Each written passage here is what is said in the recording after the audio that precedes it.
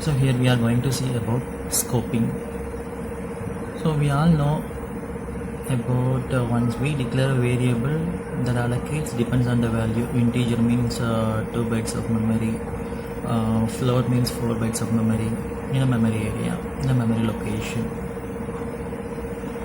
Take this example, I'm using a variable I in a for loop. So loop mechanism in your variable for executing the statements repeated again and again, we are using a loop.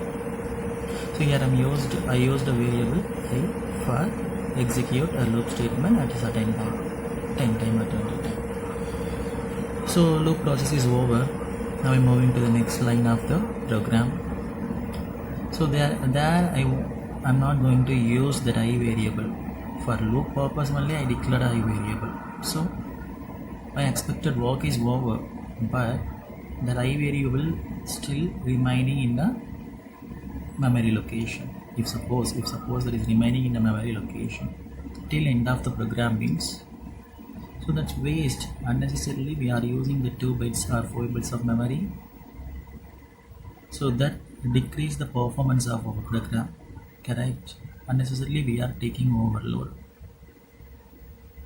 And inside I used one variable outside the function, and inside the function I'm making some changes that affects the outside variable means that's useless, or outside changes affects inside means that is useless. So we should limit the scope of a variable and lifetime of the variable. See here, once defined, every part of your program can be accessed that variable. Is there any use? No. Till end of the program, the variable is remaining in a memory location, but it is good practice to limit a variable scope to a single definition. See, this is a good practice. We should limit the scope level. This way of changes inside the function can't affect the variable on the outside of the function in unexpected ways. So inside the function we declared one variable for doing that function task that should not disturb outside function coding. Yes, no, there is one task, outside program is concentrate on another task, so that should not affect. So far that scope is necessary. So here we have a definition.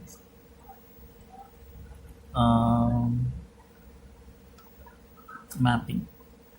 So mapping is nothing assigning a value to your variable. The process of binding a variable name with an object is called a mapping. Here object means a value. A equal to 20. 20 is called in Python, 20 is an object. We are assigning that object to the A variable. So this is called as mapping. Namespace are containers for mapping names of variables to object. Your namespace is nothing but, I said A, no, A is a namespace. A is a namespace, that is a container for what? To hold a value, that is to hold variables or objects. Okay, so this is called a mapping. Assigning a value to the variable is called a mapping. The process of binding a variable name with an object. So again I'm reminding you, in a Python the value is called in a Python all the values are called as objects. So this is called a mapping. So here in this chapter we are going to discuss about scope. So already told you the scope is important for the 2 reasons. So here we are going to discuss 4 type of scopes. It's also called as L, E, G. There is a L for local scope, E for enclosed scope, G for global scope. L, E, G. Another one is a B, built-in scope. L, E, G, B rules. The first one, local scope. Add. This is a function. This function definitions these 2 lines.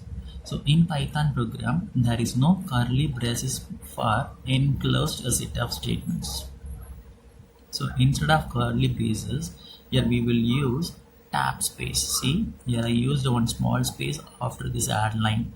The same intent level, what are the statements we are writing, that all consider as this functions code, function block.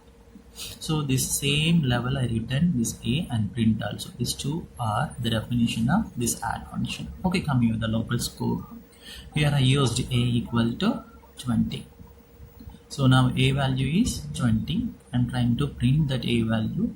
Now you will get an output 20. So this is definition. This is called a calling statement. When control reads this statement, control redirected to the definition part. Now here we have A equal to 20, print A. So the variables are declared inside the function that can be accessible anywhere in the function only, not outside the function. Okay, and lifetime also. Once this function codes are over, control moving out of this function means immediately that variable memory allocated area is destroyed, released. That is lifetime of this variable, local scope variable. Once the variable is declared inside the function, that can be within a function only, within a function block only. That is a local scope variable. We got an output 20. Now next one is an enclosed scope.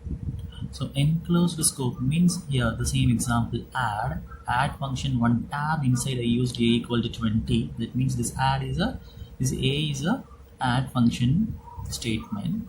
Now inside, okay, I defined one more function. See here inside the add, here I used one more function. This is correct. Okay.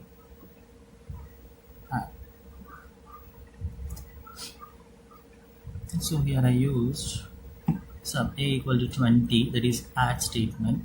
The sub one more function I defined here. This function definition is print A. So inner function can access the outer function variables. If suppose here inside this sub function A variable is not available, then only the control takes this variable. Suppose here also A equal to 40 is available, means now A prints value is a 40.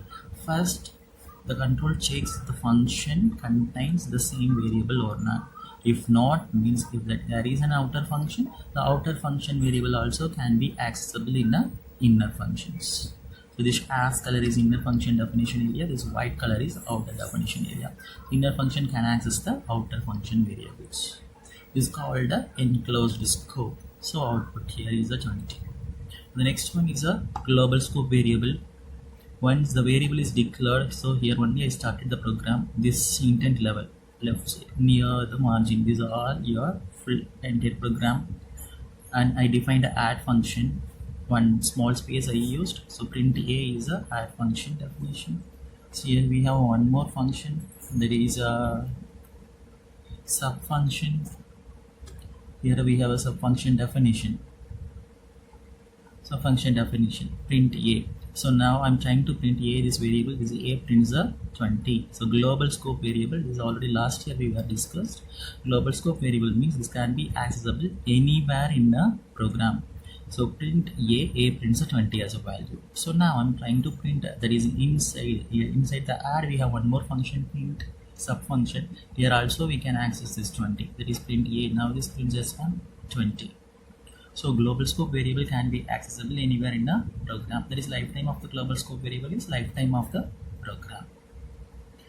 So this is add subprogram calling statement. This is add calling statement. This subprogram calling statement. Okay, this calling statement is the scope is clear here. I think so. Okay, the next one, built-in scope. So built-in data types. We were discussed under the data types in the last year C++.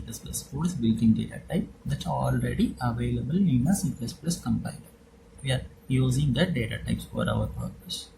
The same, it's a built-in scope variable is already defined in some modules. If we need that variables in our program, we can take and use. That is called a built-in scope variables. The next class concept last year we were discussed. So Under the class, three access specifiers we were discussed. One is global scope variable. One is private, public, protected. Three access specifiers we were discussed. So if we declare a variable under the private, means that can be accessible only within a class. If we declare a variable under the protected, means that can be accessible within a class and inherited class. If we declare a variable under the public section, means that can be accessible anywhere in a program. There is access control or accessibility. Last year we were discussed. So in Python, by default all the variables are considered as a public members, but in a C++ we were discussed all the variables are considered as a, by default there is a private, but here by default there is a public member variable. And in C++ we were discussed private keyword and protected keyword for mention the private access specifier and protected access specifier. But here underscore, the double underscore indicates underscore a means is considered as a private variable.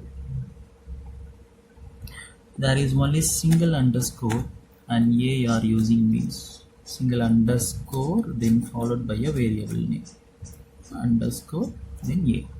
So now this variable is considered as a protected variable. Single or double underscore to emulate the behavior of protected and private access specifiers. Single underscore considered as a protected variable, double underscore is considered as a private variable.